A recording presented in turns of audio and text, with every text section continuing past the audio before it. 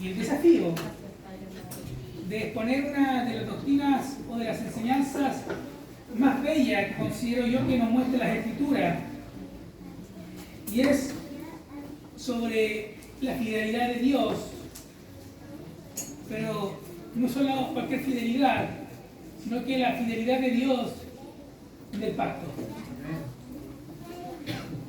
Hoy, mis hermanos, me esforzaré porque esta doctrina o esta verdad pueda llegar de una manera clara y sencilla a cada uno de nosotros. En lo personal considero que entender la enseñanza del pacto es la verdad que sostiene la vida entera de un hombre y de toda su familia. Porque tú puedes entender y puedes comprender todas las aristas del Dios soberano, el cual solo por su gracia y solo por su misericordia te mantiene en pie, solamente porque Él es fiel y es fiel a su propio nombre. Esto le glorifica a Él y a ninguno de nosotros. Es más, nos expone como personas que no tendríamos con qué pagarle a este Dios tan grande, tan majestuoso, entendiendo que nos revelamos día a día hacia Él. Quiero invitarle, que me acompañe específicamente al primer libro de nuestra Biblia, el libro de Génesis, específicamente al capítulo 3, verso 15. Capítulo 3, versículo 15. Le daremos lectura en el nombre del Señor. Amén. Y pondré enemistad entre ti y la mujer, y entre tu simiente y la simiente suya. Esta te herirá la cabeza, y tú le herirás el calcañar. A la mujer dijo: multiplicaré en gran manera los dolores de tus preñeces, con dolor darás a luz los hijos, y tu deseo será para tu marido, y él se enseñoreará de ti. Y el hombre dijo: por cuanto obedeciste la voz de tu mujer, y comiste del árbol de que te mandé diciendo, no comerás de él, maldita será la tierra por tu causa. Con dolor comerás de ella todos los días de tu vida. Mis amados hermanos, Iglesia del Señor Jesucristo, nosotros aquí nos estamos enfrentando a un cuadro muy conocido, bastante conocido para aquellos que tienen el hábito y la costumbre de hojear y leer las Escrituras. Un cuadro donde de manera muy implícita nosotros también estamos siendo parte de este escenario, y a su vez una esperanza de redención para la humanidad completa. Mis hermanos, aunque tu nombre como tal y mi nombre como tal no aparezca en este pasaje, tú estás siendo representado de forma directa por nuestros primeros padres, es decir, por Adán y Eva. Y teológicamente ese concepto se conoce o se entiende como la jefatura federal. Bueno, ¿qué queremos decir con todo esto? Que cuando Adán pecó, no solo afectó directamente su vida con dicha rebelión, sino también que afectó a él y toda su descendencia. Ahora, ¿cómo podemos nosotros comprender esta verdad? ¿Cómo podemos nosotros comprender todo esto? Bueno, una historia bastante familiar es la que podemos utilizar, que es la historia de un pequeño pastor de ovejas de nombre David ante un temible y gigante hombre de guerra llamado Goliat. Si David perdía, todo Israel perdía, y todo Israel se volvería esclavo de los filisteos. Eso es lo que dicen las Escrituras. Si David ganaba, todo Israel ganaba, y los filisteos se convertirían en esclavos de los israelitas solo con el triunfo de David. Bueno, como David actúa en representación del pueblo de Israel, él está actuando en representación de una nación completa. Por ende, la victoria que obtiene David ante el gigante Goliat no solo significó la victoria de un simple y pequeño pastor de ovejas de nombre David, sino que significó el triunfo de todo Israel por medio de David. Eso es lo que está expresando, o eso se debe entender como Adán, como nuestro representante federal. Miremos qué nos dice el apóstol Pablo acerca de esta verdad.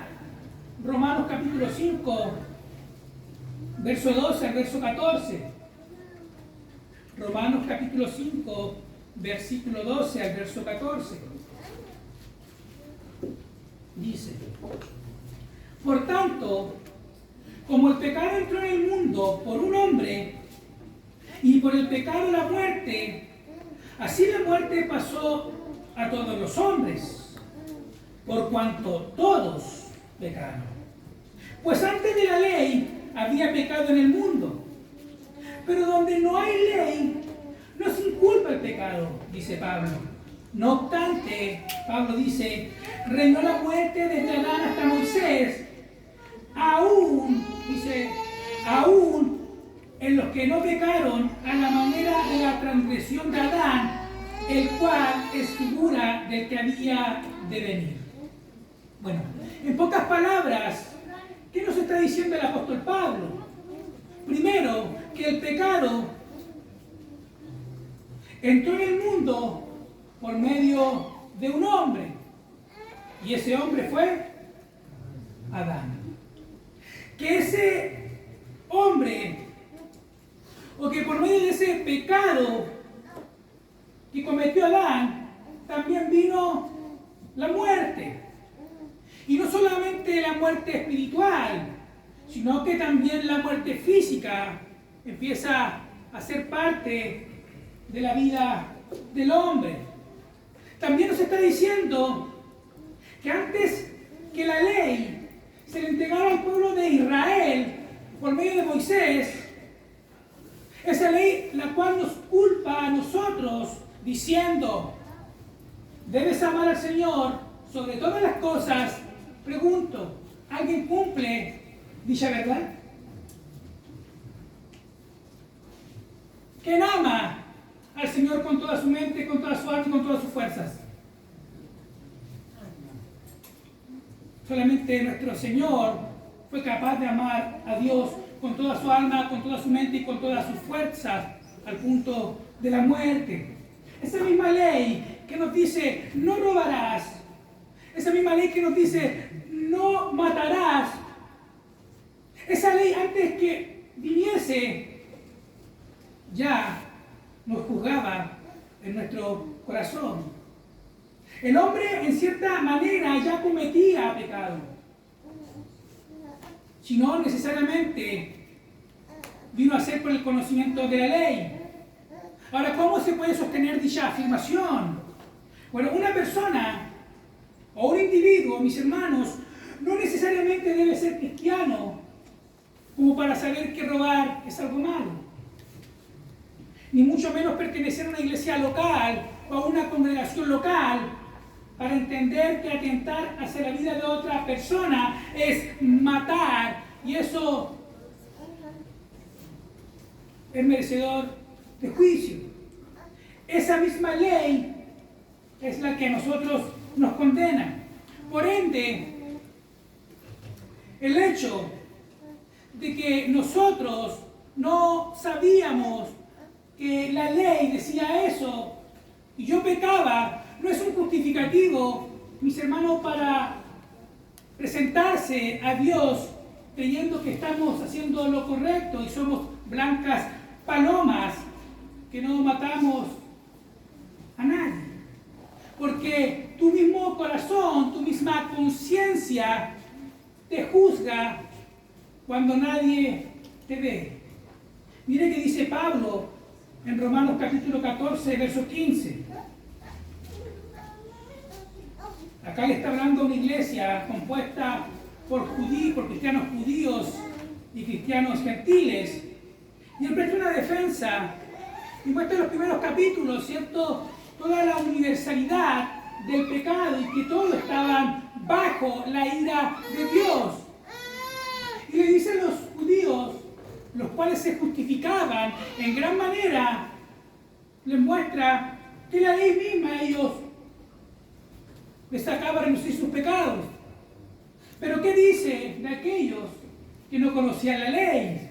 Los gentiles, a quienes no se le entregaban los oráculos. Él dice, Romanos capítulo 2, versos 14 y 15 dice, por cuanto cuando los gentiles, nosotros, el ser humano, el que no conoce a Dios, por cuanto los gentiles que no tienen la ley, cumplen por instinto los dictados de la ley. Ellos, no teniendo la ley, son una ley para sí mismos, ya que muestran la obra de la ley escrita en sus corazones, su conciencia dando testimonio y sus pensamientos acusándolos una y otras defendiéndoles. Ahora, ¿cómo? ¿Cómo se da todo esto? Muy buena pregunta. ¿Cómo se nos da todo esto? Bueno, todo esto se nos da, por medio de lo que se conoce dentro de la teología del pacto como el pacto de obra. El pacto de obras. Bueno, para aquellos que lo están escuchando por primera vez, vamos a adentrarnos un poco a reforzar qué es lo que es la teología del pacto. Bueno, la teología del pacto, en pocas palabras y de manera muy clara, nos proporciona un sistema de interpretación, el cual yo lo clarifico de una forma muy sencilla, que es una promesa, fidelidad y un cumplimiento. Promesa, fidelidad, cumplimiento. Una manera muy clara de entender la teología del pacto es que en esa teología hay una promesa que está siendo guardada hasta que se cumpla.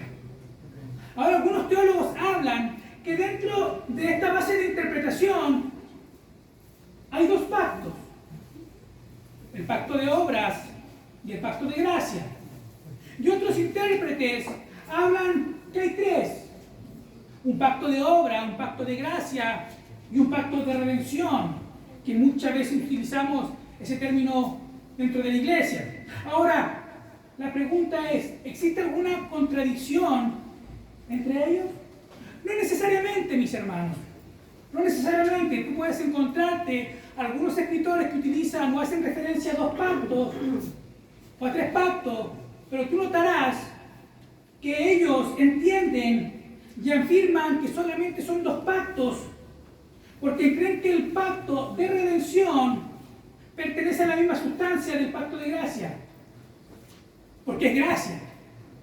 Tú ves en la Biblia solamente gracia de parte de Dios para con el pecador, nada más que eso. Bueno, ¿qué es un pacto?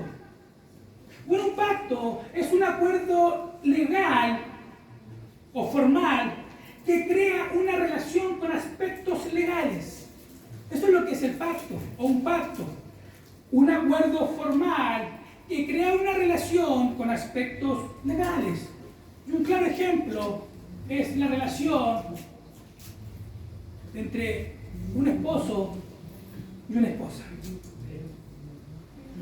El artículo número 4 de la ley 19.947, la ley del matrimonio civil de Chile, dice que ambos contrayentes al matrimonio deben cumplir las formalidades que establece la ley. Eso dice la ley matrimonial de nuestro código en Chile, que ambos, hombre y mujer, cuando contraen matrimonio, deben cumplir las formalidades que establece la ley. Por ende, mis hermanos, cuando un hombre y una mujer contraen matrimonio, ambos entran en una relación de pacto, donde cada parte debe sí o sí esforzarse por cumplir lo que profesó ante el ministro, el magistrado y ante aquellos testigos.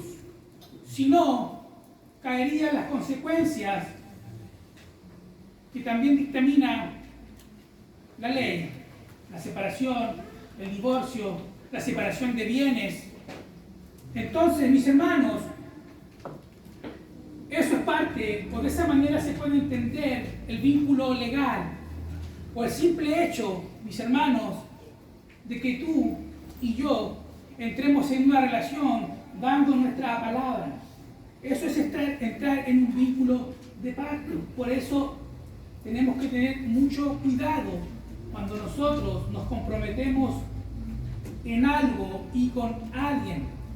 Mire que dice Proverbios capítulo 6, verso 1 y verso 2. Hijo mío, si salieres fiador por tu amigo, si has empeñado tu palabra a un extraño, te has enlazado con las palabras de tu boca y has quedado preso de los dichos de tus labios.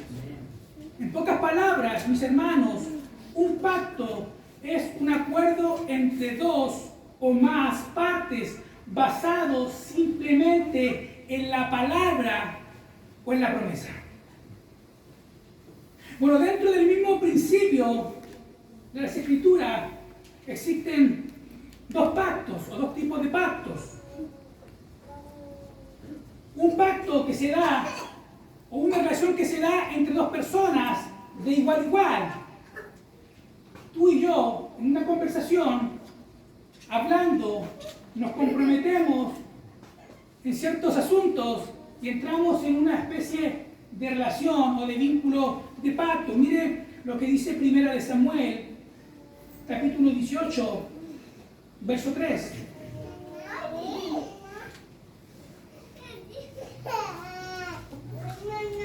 E hicieron pacto Jonatán y David, porque él le amaba como a sí mismo. Bueno, en este pacto, o en esta relación, se da entre dos pecadores, dos hombres en igualdad de condición, dos hombres necesitados de la gracia de Dios. Un pacto que se da de igual a igual.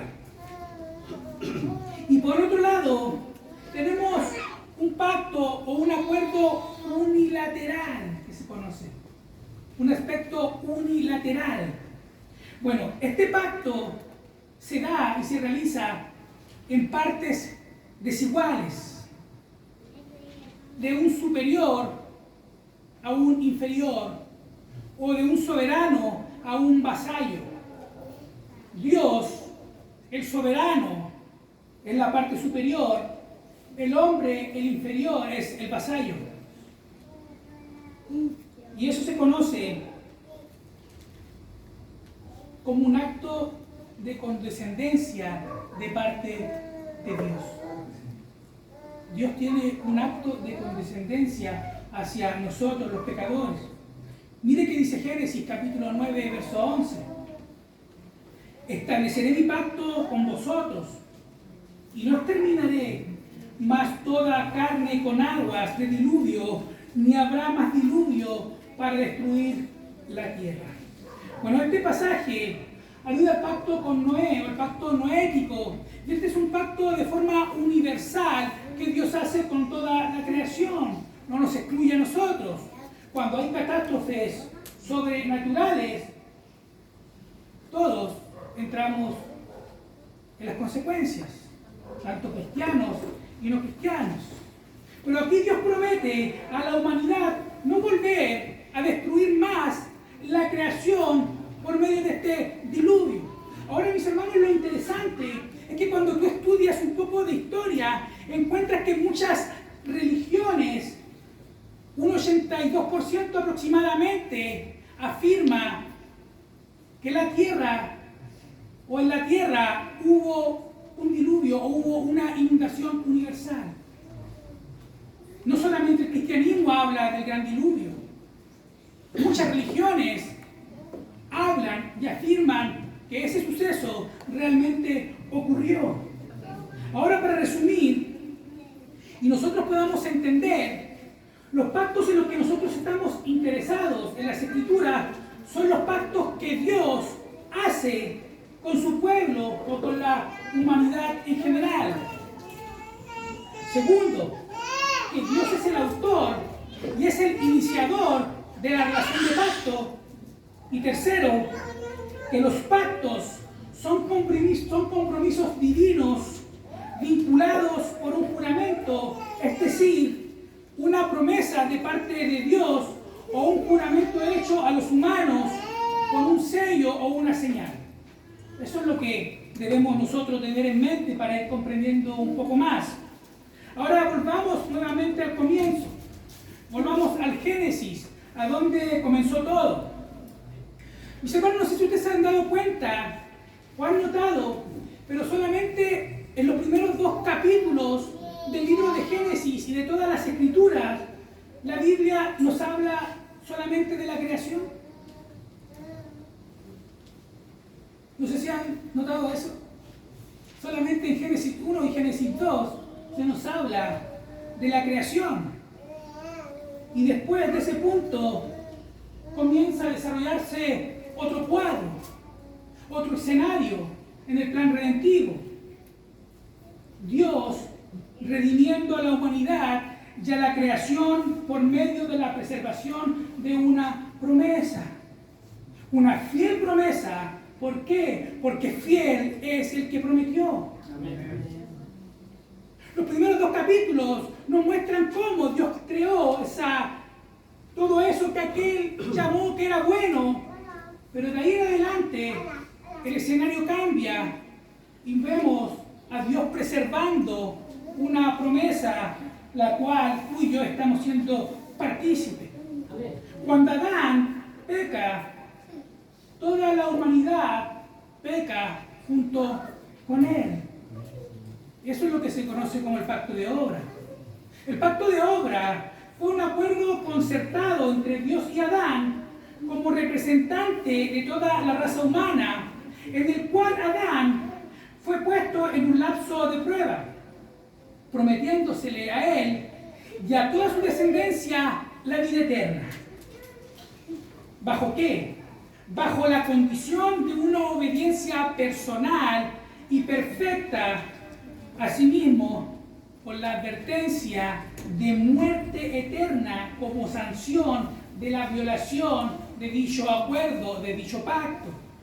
Mire qué nos dice Génesis, capítulo 2, verso 16 y verso 17.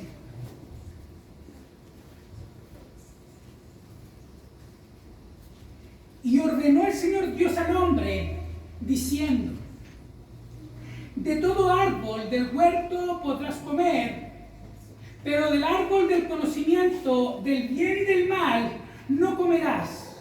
No comerás, porque el día que de él comas, ciertamente vivirás. Génesis capítulo 1, verso 26 y verso 27 nos dice que el hombre fue creado a imagen y semejanza de Dios.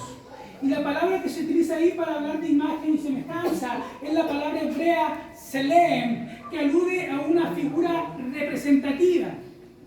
¿Para qué? para que lo represente, para que subyugase la tierra, para que gobierne. Por esa razón, Dios tiene un alto concepto de la vida del hombre. Por esa razón, estamos a favor de la vida y estamos en contra del aborto. ¿Por qué? Porque la vida del hombre es preciada para Dios. Y eso lo ves tú en el pacto que Dios hace con la humanidad. ¿Por qué? Porque el único ser de toda la creación, creado a imagen y semejanza de Dios, fue el hombre. Dios desea, por esa razón, que todo hombre proceda al arrepentimiento por medio de la simiente de la mujer. Entonces, ¿qué sucede en el pacto de obras? Dios entra en una relación de pacto con Adán. Si Adán cumplía su parte del pacto, heredaría la vida eterna y toda su descendencia la heredaría con él. Pero ya sabemos cuál fue el resultado.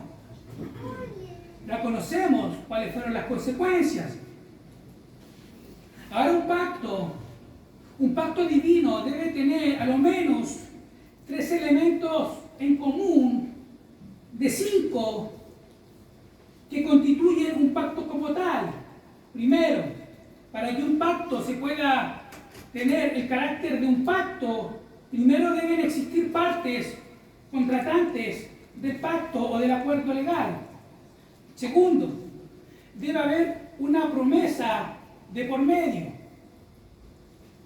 y debe haber una condición para que dicho acuerdo se dé. También que exista una maldición y 5 sacramentos. Estoy hablando de un pacto divino, un pacto con Dios. Bueno, los primeros 3 elementos son esenciales en la relación de un pacto con Dios. Partes contratantes, promesa y condición. Génesis capítulo 2, verso 17 nos dice: pero del árbol del conocimiento del bien y del mal no comerás, porque el día que de él comas, ciertamente morirás. Bueno, en este texto nosotros encontramos 4 elementos principales de un pacto como tal. Primero, ¿quiénes son las partes contratantes según nuestro contexto? Dios y el hombre, o Dios y Adán, ¿cierto? ¿Cuál fue la condición de parte de Dios?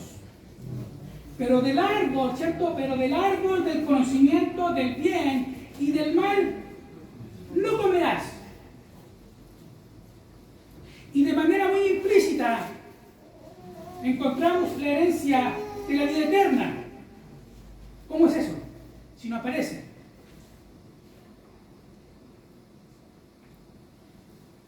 Interesante. Bueno, Dios le dice: Adán, si tú comes del árbol, mueres, ¿cierto? Entonces yo me debo preguntar ahora, ¿y si Adán no come?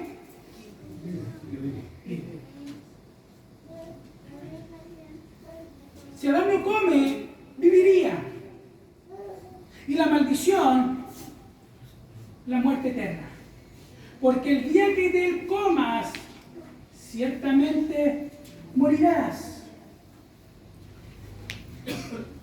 Adán come del fruto que le fue prohibido, ¿cierto?, por el Señor, y al hombre se le abren los ojos y cae de ese estado de inocencia, el cual su creador lo había puesto ahí bien bonito, tranquilo, con todo hermoso en el huerto del Edén. Pero ahora viene algo más interesante. Génesis capítulo 3, verso 10, nos dice lo siguiente. De Adán nos habla, dice: y él respondió: te oí en el huerto,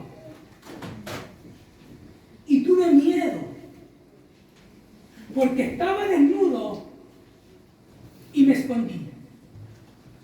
La criatura, mis hermanos, Adán, la criatura que contemplaba y disfrutaba toda la obra de su Señor, toda la obra de su Creador, al oír su voz, teme y siente vergüenza ante Él. La vergüenza vino a ser parte de su vida. Sus ojos fueron abiertos y Él comienza a comprender y a conocer las cosas que su mismo Creador le estaba dando. Una simple pregunta bastó para que Adán entendiera su falta. ¿Dónde estás? ¿Dónde estás? Ahora te pregunto yo, amado hermano, ¿dónde estás tú? Pregúntate, ¿dónde estás? ¿En qué lugar estás? Génesis capítulo 3, verso 9 dice que el Señor Dios llamó al hombre y le dijo, ¿dónde estás? Ahora pregunto yo, ¿acaso Dios, el soberano, omnisciente, que gobierna todas las cosas, no conocía su huerto? ¿No sabía dónde estaba Adán? Mis hermanos, lo que Dios le está diciendo a Adán no es nada más que una pregunta de reproche. ¿Dónde estás tú? No en qué lugar estás, sino más bien le dice, ¿qué hiciste? ¿En qué situación te metiste? ¿En qué situación te encuentras? Mira tu estado. Violaste el pacto, renegaste de mi nombre y te has destruido tú y toda tu descendencia. ¿Dónde estás? Mírate cómo quedaste. Te creé en santidad, te formé en pureza, te puse como mi representante, pero el deseo de tu corazón te engañó, Adán. ¡Wow!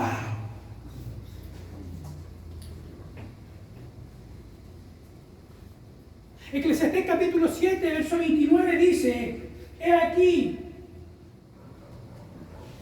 solamente esto he hallado, que Dios hizo al hombre recto. Que Dios hizo al hombre recto, pero ellos buscaron, nosotros hemos buscado puras perversiones.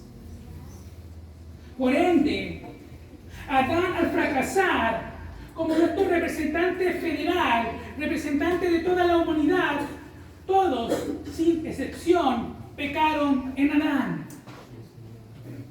Romanos capítulo 3, verso 23 afirma esa verdad de mano del apóstol Pablo. Dice, por cuanto todos pecaron, no algunos, todos, y están destituidos de la gloria de Dios.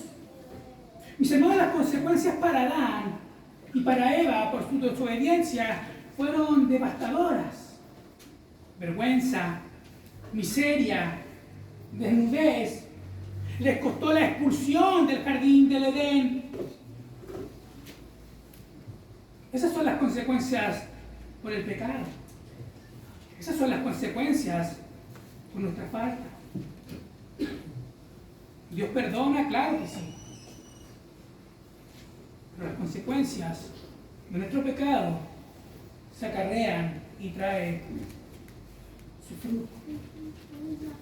Dios dispuso probar al hombre de manera muy explícita al decirle, no debes comer del árbol del conocimiento del bien y del mal, porque como consecuencia te traerá muerte si tú desobedeces, se le dice a Adán. En pocas palabras, la prueba para Adán no era una prueba difícil y compleja para él, mis hermanos. De acá quiero ser muy cuidadoso con lo que voy a afirmar. La prueba para Adán no era una prueba difícil, ni fácil, o que costara mucho sobrellevarla. No, ¿por qué? ¿Alguien imagina el por qué? Porque Adán en ese momento no tenía ninguna inclinación a la desobediencia como la tenemos nosotros el día de hoy. No era una prueba difícil de llevar. Dios había creado a un hombre perfectamente mutable, porque el único ser inmutable es nuestro Dios. Dios creó un hombre completamente mutable, un hombre que tenía una voluntad que podía cambiar. Este es el único momento que se puede decir que el hombre tuvo un libre albedrío.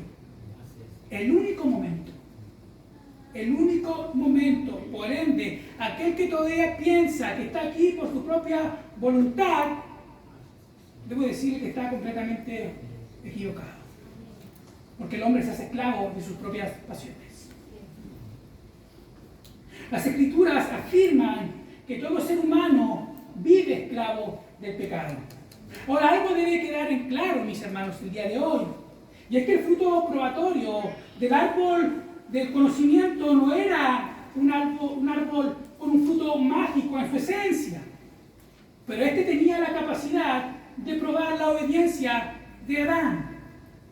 Si Adán fracasa, moriría. Si Adán no fracasaba, viviría y todos juntos con él. Y la realidad y el panorama ya lo sabemos. Ahora, el panorama se comienza a volver muy desalentador. En Génesis aparece Dios y crea o envía una sentencia. Volvamos nuevamente a nuestro texto principal. Génesis capítulo 3, verso 15, dice: y pondré enemistad entre ti y la mujer, y entre tu simiente y la simiente suya. Esta te herirá la cabeza, y tú le herirás el calcañar. El asunto, mis hermanos, es que en medio de esa realidad aparece una luz de esperanza. Aparece una luz de consuelo para el hombre y para la humanidad. Esto es lo que se conoce como el protoevangelio o el primer anuncio del evangelio o el anuncio del Mesías. Y desde aquí, mis hermanos, desde este pasaje se comienza a lidiar una lucha constante entre la simiente de la mujer y la simiente de la serpiente. Y basta con que a temprana edad tú veas al justo Abel muerto por manos del malvado de Caín. ¿Qué se nos dice de esta realidad? Primera de Juan, capítulo 3, verso 2 y verso 13, dice, hablando Juan del amor hacia los hermanos, pone este ejemplo, dice, porque este es el mensaje que habéis oído desde el principio, que nos amemos unos a otros, no como Caín, que era del maligno, dice, y mató a su hermano. ¿Y por qué causa le mató? Porque sus obras eran malas y las de su hermano justas. Hermanos míos, iglesia del Señor, no os extrañéis si el mundo os aborrece. Porque hay una batalla constante que se está dando desde el principio entre los hijos de Dios y los hijos del maligno. Y esa es una realidad, mis hermanos. Eso es lo que está viviendo Asaf en su Salmo capítulo 73. Una lucha constante con el impío. Y tú puedes ver eso en todos los salmos. Cómo el salmista derrama su alma porque los injustos le persiguen. La esperanza de redención se comienza a apagar. Hay un velo, algo la nubla. Abel muere a manos del malvado Caín. No hay esperanza. La promesa ya no está intacta. Pero Dios, en su consejo y en su misericordia, mantiene fiel su promesa. Porque fiel es el que prometió. Y Él no puede cambiar, porque Él es inmutable.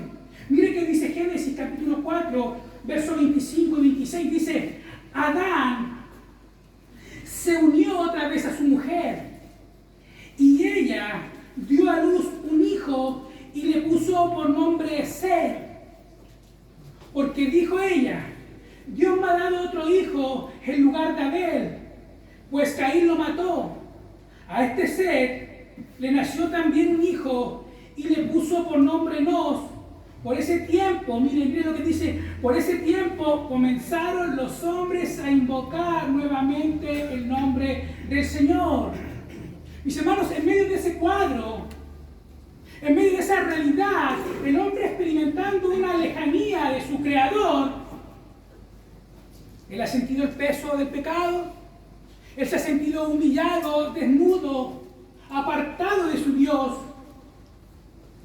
Pero Set, de quien proceden los setitas, se vuelve a poner nuevamente la esperanza. Porque de esta descendencia, mis hermanos, se vuelve a mantener viva esa esperanza de redención. Miren lo que dice Génesis capítulo 5, versos 28 y 29.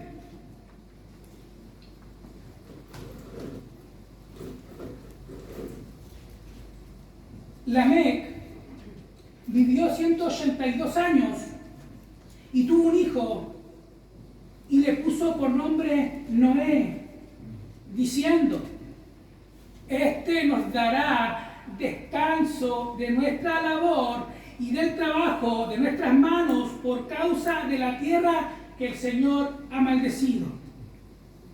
Mis hermanos, el hombre y la mujer, Adán y Eva, vivían confiando en esa promesa. Aun cuando pecaron, vivían confiando en que la promesa de un Redentor, Dios la traería a su cumplimiento. ¿Cuándo? No lo sabían. Pero había una esperanza latente, que el Mesías vendría, que alguien de su simiente vendría a quitar todo ese dolor. Todas las consecuencias que había causado la desobediencia, ese Redentor venía para traer paz y gozo. Había una esperanza latente en medio del caos. La maldad de los hombres seguía avanzando. Dice, de hecho el mismo Génesis dice que la maldad en el corazón del hombre seguía de continuo avanzando. Pero vendría alguien nacido de mujer a poner fin al dominio del pecado y al dominio de la maldad. Ahora, ¿cuál es esa esperanza? ¿Cuál es tu esperanza? ¿Cuál es la esperanza nuestra? Si sabemos que el Cristo ya vino y estamos en Él. Pero ¿cuál es tu esperanza ahora? Volvamos nuevamente al inicio. Volvamos al destierro. Génesis capítulo 3, verso 22 al 24 dice, y dijo Jehová Dios, he aquí, el hombre es como uno de nosotros, sabiendo del bien y el mal. Ahora pues, que no alargue su mano y tome también del árbol de la vida y coma y viva para siempre. Y lo sacó Jehová del huerto del Edén para que labrase la tierra de que fue tomado. Echó pues fuera al hombre y puso al oriente del huerto de Edén querubines y una espada encendida que se revolvía por todos lados para guardar el camino del árbol de la vida. Ahora, ¿qué tiene que ver este pasaje con todo lo que hemos hablado? El árbol de la vida era el signo sacramental visible del pacto de obras. ¿Se acuerda que hablamos al comienzo que un pacto debiese tener signos? Bueno, este es el signo visible del pacto de obras. Dios permitiría que por medio de la obediencia de Adán, si él pasaba la prueba, ese árbol sería para Adán y tendría el máximo estado de felicidad y gozo que un hombre pudiese experimentar. Pero la realidad no fue esa. La realidad no fue esa. Mis hermanos, no es que este árbol tuviese una semilla la cual fuese mágica, como tal. No. Sino más bien, Dios lo puso como una señal de pacto para sellar esa vida eterna que de forma implícita le estaba prometiendo a Adán. De la misma manera en que el bautismo a nosotros no nos salva, sino más bien viene a ser una señal, el árbol de la vida prometía a Adán y a Eva el más alto estado de felicidad y deleite en su Creador. Eso es lo que era el árbol de la vida. Pero el hombre fracasa, el hombre peca, el hombre viola el pacto y pierde el derecho de ser partícipe de este árbol y de la vida eterna. Este árbol que Dios mismo pone ahí por gracia. Pero Dios nuevamente entra en la escena. Dios, que es rico en misericordia y en abundante perdón, mantiene su promesa intacta. Dios envía a su Hijo, nacido de mujer, nacido bajo la ley, lo hace pecado, lo expuso al oprobio, lo expuso a la vergüenza pública, porque fiel es el que prometió. Y ahora, por medio de él, que es el segundo Adán, todos los que creen serán vivificados. Amén. Mire que dice 1 Corintios capítulo 15, verso 22. Porque así como en Adán todos mueren, también en Cristo todos serán vivificados. Adán fue hecho del polvo de la tierra y recibió aliento de vida de parte de Dios. Todo ser humano desde ese tiempo comparte las mismas características que Adán. Pero el segundo Adán, es decir, Cristo, es un espíritu que da vida. Es un espíritu que da vida. Así como Adán condenó a toda la raza humana, Cristo ha creado una nueva raza de hombres y mujeres que han sido salvados netamente por la gracia de Dios, por medio del lavamiento de su sangre. Ese es el Cristo. Cristo ganó todo lo que nuestro primer padre Adán perdió con un solo acto. Cristo lo consiguió por derecho. Y si tú crees en Él y tú confías en Él, Él te hará partícipe de lo que Él ha ganado. Mire que dice Apocalipsis, ya voy concluyendo. Apocalipsis capítulo 2, verso 7, dice: el que tiene oído oiga lo que el Espíritu dice a las iglesias. Al vencedor le daré a comer el árbol de vida que está en el paraíso. Adán pierde ese árbol, pierde ese derecho. Pero Cristo, con un solo acto en la cruz, lo gana y lo consigue por derecho. Y lo tiene para ti y para mí en abundancia. Amén. Gracias, Padre. Este es el propósito del Padre, mis hermanos. Colosenses capítulo 1, versos 19 y 20.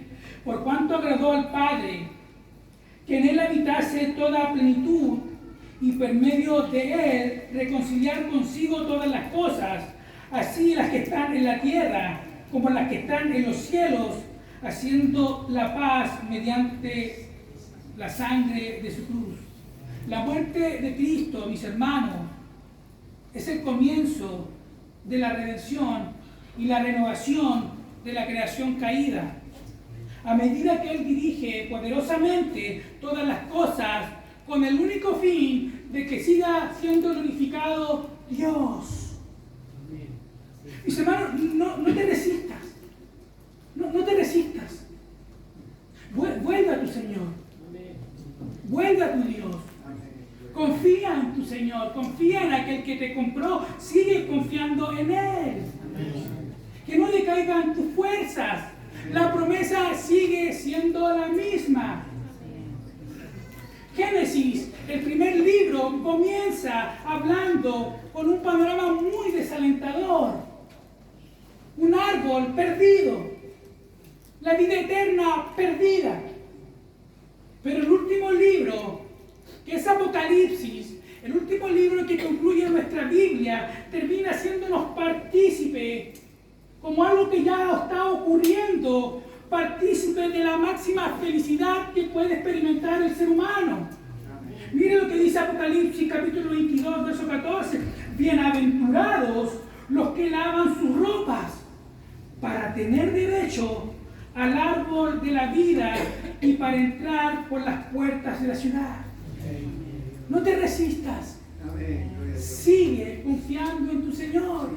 Él te dará ese fruto, el cual anhelamos, y ese estado de felicidad eterno. Cerremos nuestros ojos. Padre,